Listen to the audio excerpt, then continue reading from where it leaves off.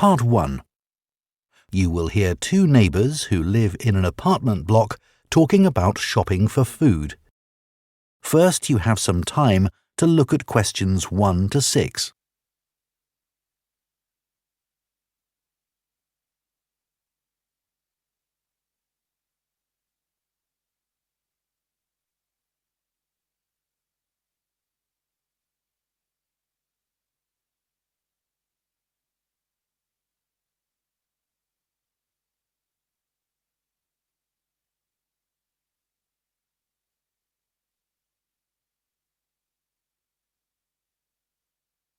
Now listen carefully and answer questions 1 to 6. Hi, Shannon. How are you settling into your new flat? Really well, thanks. You look like you're going shopping. Yes, I am. My cousins are coming to stay for a couple of days and I have to cook for them. Well, there are plenty of places to buy food in Kite Place. It's the area by the harbour. Oh, OK. I'll find that on the map. Thanks. What sort of food do you need to get? Well, neither of them eats meat, but they both like fish. Well, there's a really good fish market there. Oh, great. Where is it exactly? It's at the far end of Kite Place. So you have to go over the bridge and then it's on the right. OK. Is it open all day? It doesn't close until 4, but I'd recommend going earlier than that. It does run out of some things. Oh, I don't want that to happen. As long as you get there by 3:30, you should be fine. It's only 11 now, so plenty of time. Right. Do you need to buy vegetables too? I do, and I want to avoid all the plastic packaging in the supermarket. Well, there's a really nice organic shop there.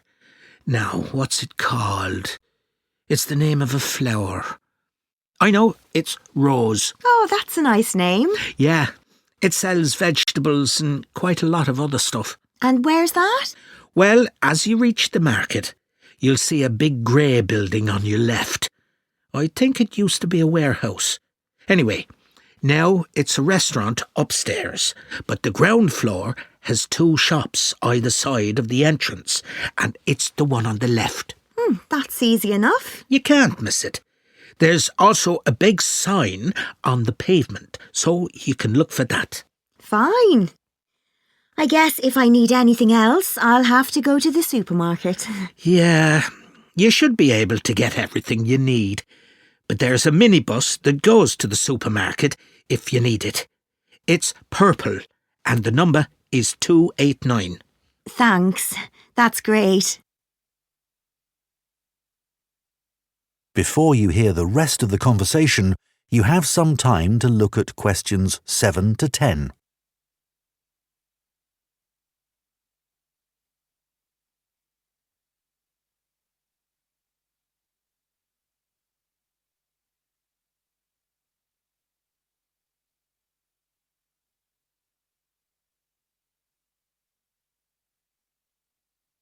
Now listen and answer questions 7 to 10. So, what do you need to get at the fish market? The salmon is always very good, and the shellfish. I'm going to make a curry, I think, and I need about 12 prawns for that. They'll have plenty of those. OK. Have you ever tried samphire? No, what's that? It's a type of seaweed. Oh. I just ask for a handful, and you fry it in butter. It's delicious. Oh, I might try that. How do you spell it? It's SAMPHIRE.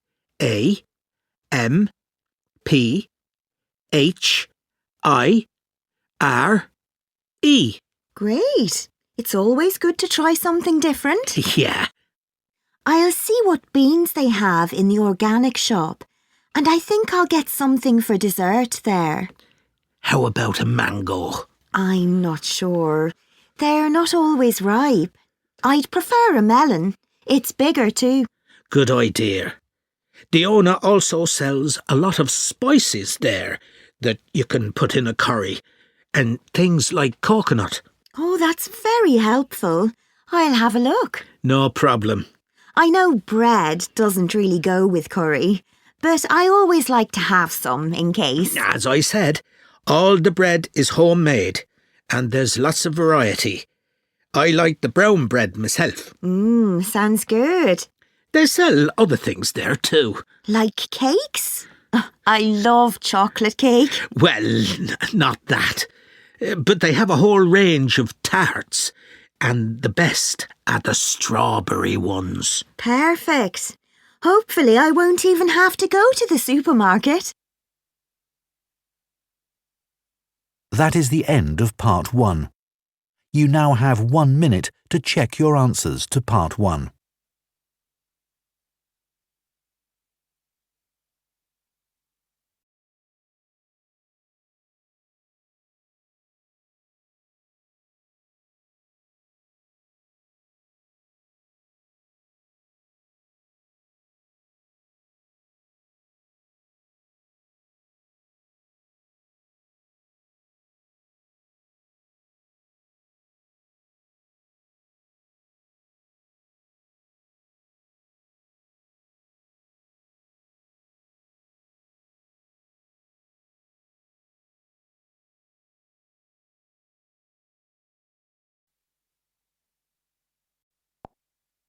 Part 2. You will hear the organiser of a children's book festival giving some information about it on a local radio programme. First, you have some time to look at questions 11 to 16.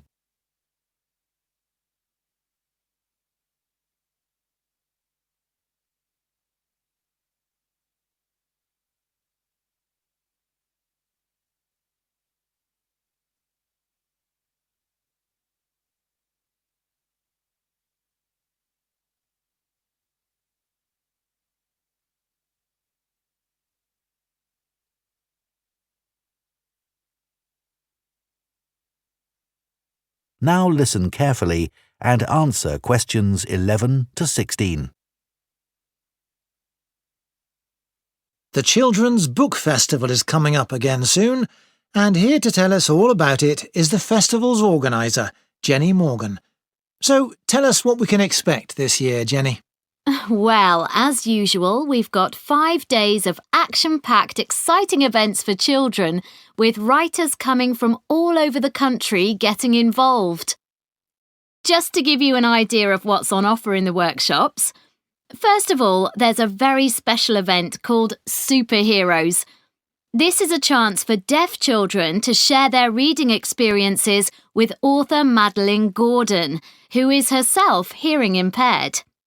Just Do It is a practical workshop led by the well-known illustrator Mark Keane.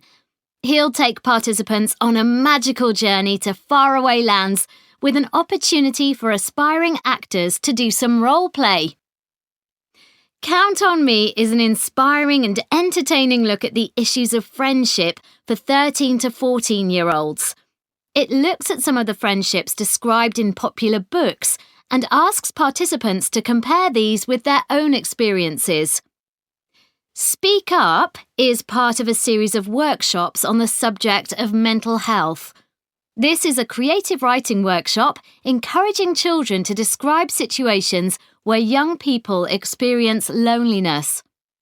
A recent survey revealed that children can be lonely even when they're at home with their families. Jump for Joy, as many of you will know, is the heartwarming best-selling story by Nina Karan about a young girl's trip to visit her relatives in India. It recently received the gold medal at the Waterford Awards. Nina will get children to celebrate the word joy by writing a poem. Sticks and Stones is the beautifully illustrated picture book for young readers about a community who organise an African-Caribbean festival to help local children learn about their Jamaican roots. This will be a musical event where children will have the chance to play steel drums. This is bound to be very popular, so please book as soon as possible. Before you hear the rest of the programme, you have some time to look at questions 17 to 20.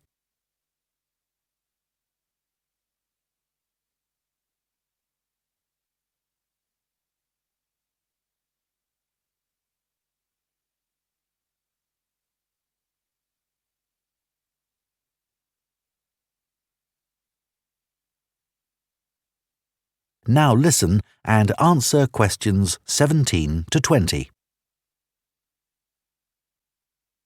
Thanks, Jenny. That all sounds really interesting. I'm just wondering if you have a favourite book you could recommend for our readers? It's hard to choose, but Alive and Kicking is definitely worth mentioning. You won't have heard of the writer as it's her first book, which is really impressive. It's basically the teenage diary of a boy from Somalia who comes to live in the UK. It deals with the serious issue of immigration and all the challenges the boy has to face at school and with the language barrier, etc. Usually, books like this are quite sad, but this one actually made me cry with laughter. On each page, there are simple but hilarious black and white stick drawings of the boy with his friends and teachers.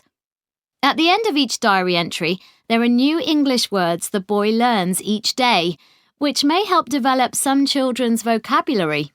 I think my kids would enjoy that. What about any advice for parents on how to encourage their children to read more? Well, this is something I get asked about a lot. There are so many distractions for kids these days that it can be hard to find time for reading. One thing I'd say is to make time to sit down with your child and share books with them. A lot of parents give up reading aloud to their children as soon as they learn to read independently, but this is a mistake. It's good to read more advanced books to them, as it helps to develop their vocabulary. If you don't have time for this, then let them listen to audiobooks. Often they'll want to read books they've listened to for themselves. I think it's a good idea to make a mental note of the type of books your child is reading. Often they just read the same genre all the time, which can get a bit boring.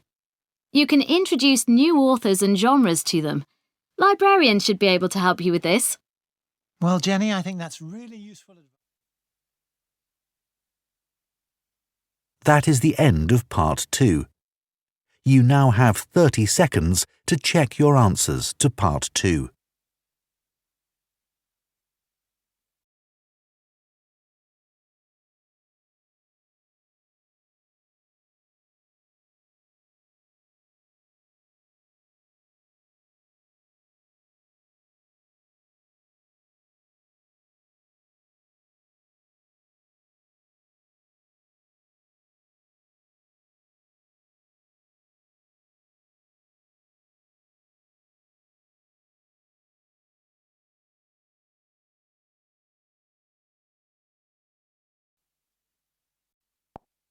Part 3.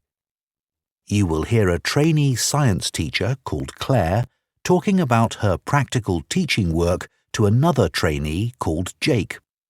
First, you have some time to look at questions 21 to 25.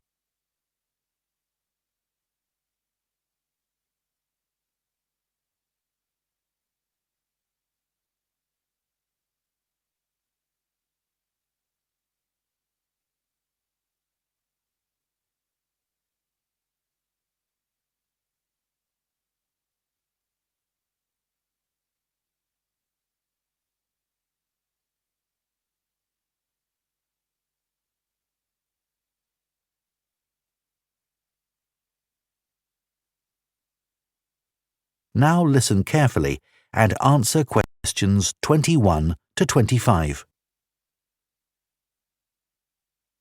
Hi, Jake.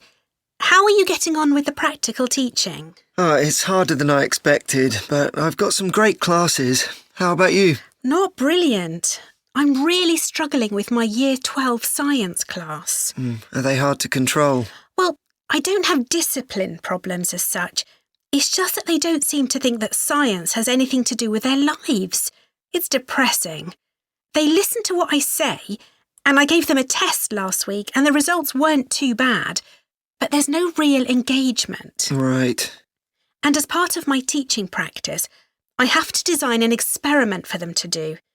I was wondering about something on the children's diets, asking them to record what they eat and maybe linking it to their state of health. Let's think. So your methodology would involve the children recording what they eat, okay, but you'd also need to have access to the children's medical records, and I don't think people would be happy about that. Confidentiality would be an issue. If you could get the right data, the conclusions might be significant, but I suspect it's not going to be easy. Right. Have you thought about doing an experiment using animals? Wouldn't that be upsetting for the children? Well, the animals don't have to be harmed in any way. It could just be an experiment where they're given a certain diet and the effects are observed. Would I have to get permission to use animals? Yes, you'd have to submit an outline of the experiment and fill in a form, but it's quite straightforward. But if we found out that, say, a particular diet affects the health of animals, the same thing wouldn't necessarily be true for people, would it? No, that's true. But the findings for any experiment are going to be limited. It's inevitable. I suppose so. So, what animals could I use to investigate the effects of diet?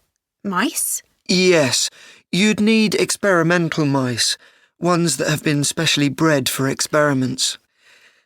OK, so what will your experiment be investigating exactly? Well, something to do with nutrition. So maybe we could look at food supplements, things like extra iron and extra protein, and their impact on health. That might be rather broad. Maybe just look at the effects of one supplement, like sugar, on the health of the mice. In fact, maybe the focus could be on whether mice can control their own diet. So what happens when they have access to more sugar that they don't really need? Exactly. Do they eat it, or do they decide to leave it? Great. Then later on you could do a follow-up experiment adding another variable, like you could give some of the mice the chance to be more active, running on a wheel or something, and the others just sit around and don't do much.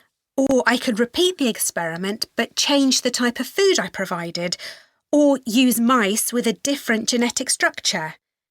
But I think your idea would be more interesting. I might think about that some more. Before you hear the rest of the discussion, you have some time to look at questions 26 to 30.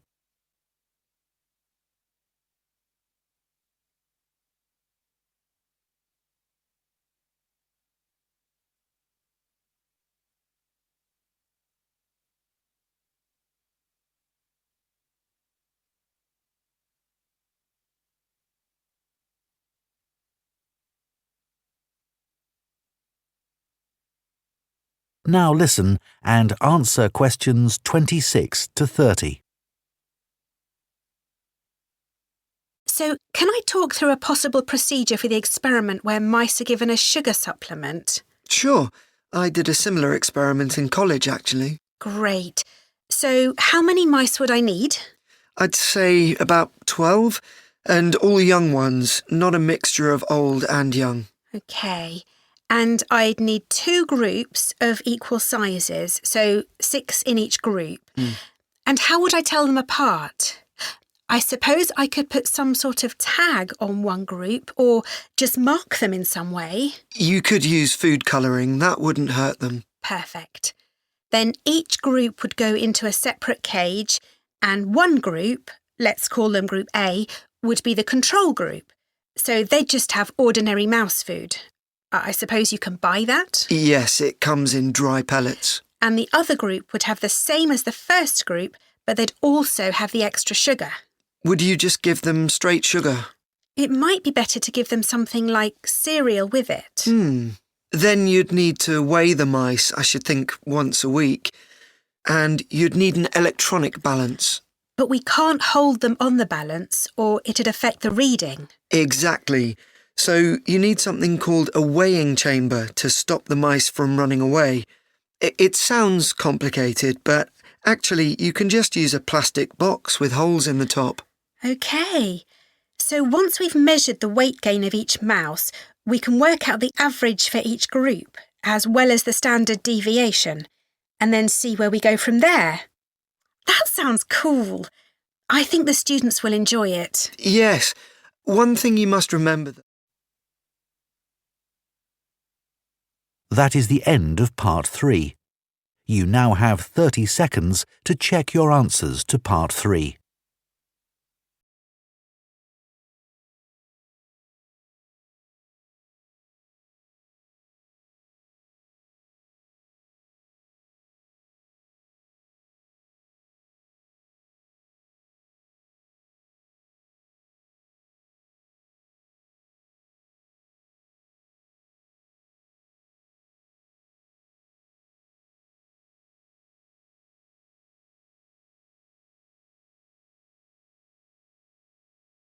Part 4. You will hear part of an environmental science lecture about microplastics. First, you have some time to look at questions 31 to 40.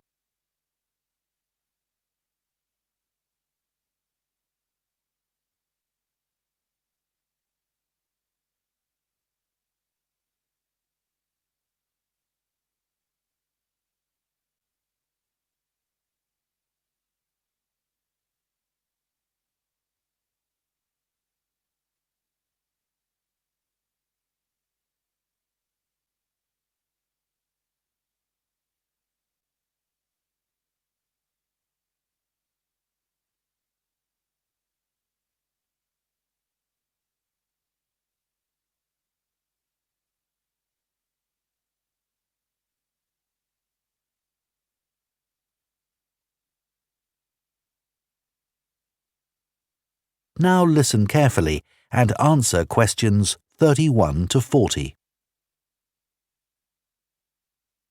In today's lecture, I'm going to be talking about microplastics.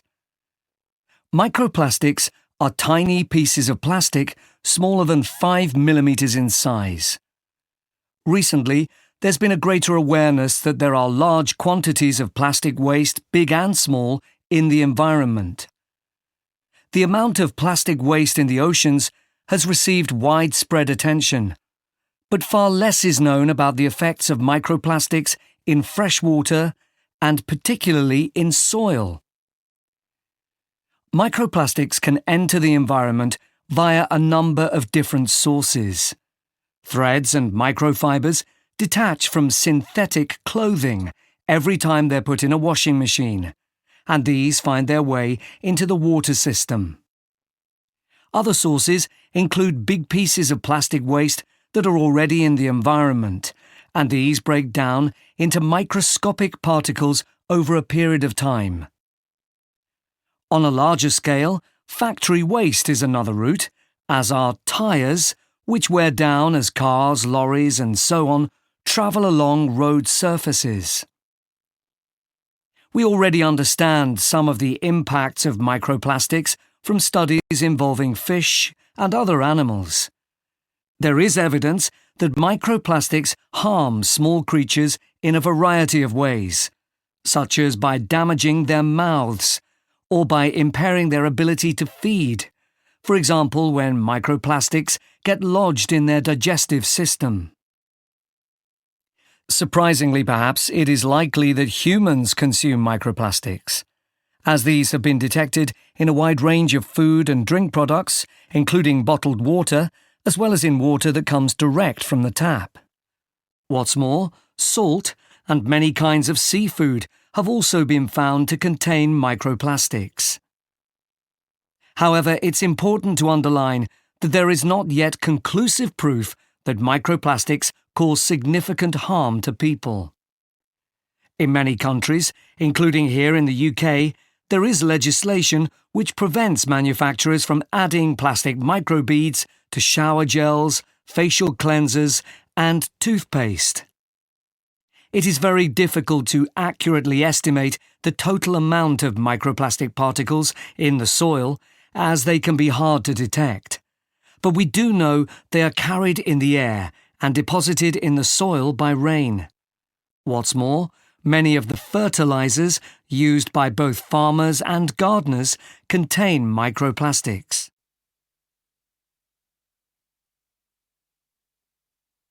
A team from the Anglia Ruskin University in Cambridge has carried out a study of the effects of microplastics on the digestive tracts of earthworms. These worms, which live in topsoil, are an essential component of our agricultural system. By feeding on soil, they mix nutrients into it, thereby making it more fertile. The researchers set out to discover whether the introduction of microplastics into the soil and the subsequent ingestion of these by earthworms would impact soil quality and ultimately inhibit plant growth. The short answer was yes, it did. After placing 3 different types of microplastic particles into the soil, they planted perennial ryegrass. The particles of microplastic, which included biodegradable PLA and conventional high-density polyethylene, or HDPE, were then ingested by the earthworms in the soil. The result was that the worms lost weight rapidly. What's more, a lower percentage than normal of the ryegrass seeds germinated, and the researchers concluded that this was a direct result of the earthworms being unable to fulfill their normal role in making soil more fertile. The team also discovered that there was an increase in the amount of acid found in the soil, and this was attributed mainly to the microplastic particles from conventional HDPE plastic. The conclusions of the study make for very interesting reading. I've included the reference in the notes to give you at the end of this session. To summarise, the authors proposed the idea that we need to regard soil as we would regard any other process in nature. This means we should accept the implications of soil being dependent on decaying and dead matter constantly being passed through the bodies of earthworms. That is, when soil becomes impoverished by the presence of microplastics, not only ecosystems, but also the whole of society are negatively impacted. That is the end of Part 4.